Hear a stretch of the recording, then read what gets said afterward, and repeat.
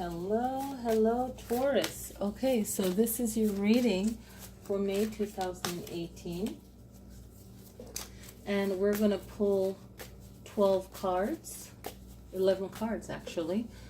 First, you can see your algae, your rune that I pulled. And I pulled it, all the runes, and got a good reading of what it means, because I'm pulling, this one fell out, so it's going to be the first one. Since I'm pulling different card decks, I want to make sure that I spend enough time and meditate on the meaning of the runes, and just spend more time with the runes anyway, to pull out what I feel intuitively is the reading that you're supposed to get. Okay, so let's get your cards shuffled and get the meaning. All right, breaking it in half again. I'm going to move the rune up a little bit, laying out 11 cards.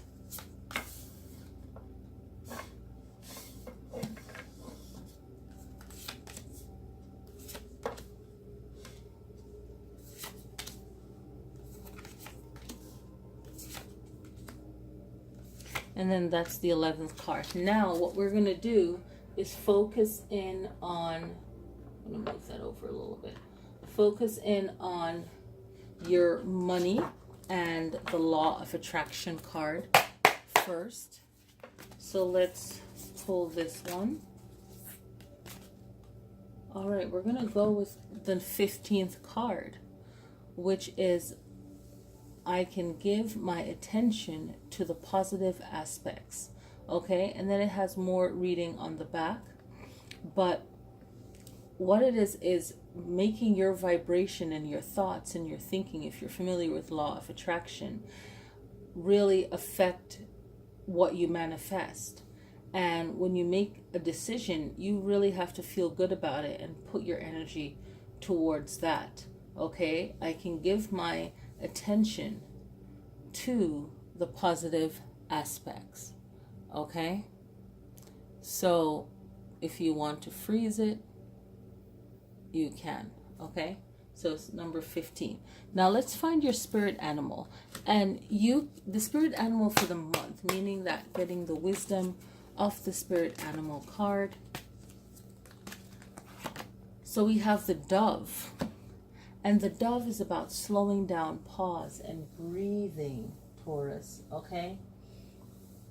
And what does the dove represent to you? It can represent peace, okay? It represents peace and finding that peace really within, and slowing down and finding serenity, right? Time to yourself. Now, I have to learn that too, or not really learn it, but also implement it, because I've had such a busy past few days, and most of the videos are going to be posted up, and you know, we all have lives. So let's look at the rune. Okay, so it's not in reverse. When I pulled it, I didn't pull it in reverse. Algae. Okay, so it basically means protection, right? And divine protection is what a lot of people will get from it. Okay, and we want to talk about self-change and moving forward. And even though something might be painful, you have to look at the present moment, Taurus, and see what things really are, and then move forward from that. I just noticed a dove here in this. Okay, back on track. So mindful and being patient, right? So moving forward through the pain. So if something didn't work out the way that you planned it to, you have to think outside the box, or think in a different way. Maybe do something a little bit different, but you know, not too far off, and then go back to your initial goal, because you have to see how it's like reinventing yourself, or more like, you know, anyone, no matter who you are. It's just changing with this, just like how you have to change with the seasons, right? So be in harmony with what you're doing. And if you're upset, know that it's okay to be upset if something isn't working out, but then think, okay, how can I really be true to me without feeling like I'm really doing too much, or you're opening up too much, or you're not as comfortable with whatever it is that you feel that you need to do. Okay? So don't really step too out of yourself. So we have the Eight of Swords and we have Judgment. So if you're feeling trapped, it all comes from within, because everything that's been showing us so far, the runes, the animal card, and the money prosperity card, okay? Judgment. This judgment is really you, but also you're thinking about, you have the World card, you're thinking about how other people feel, how other people might be judging you. And this is, a very strong belief and way of thinking, okay? So when you have the Eight of Swords, this is all like words, us, how we speak to ourselves. And we have the Judgment card, which is all about, perception and what is, and how people interpret it, and really just the purpose of you within this universe, your awareness, right, of all things and how they relate to each other. And then you have the World card, which is talking about all the prosperity, the wealth, anything that you can attain, just your world, your status, your work into it, right? The rewards for your work, and you judging yourself.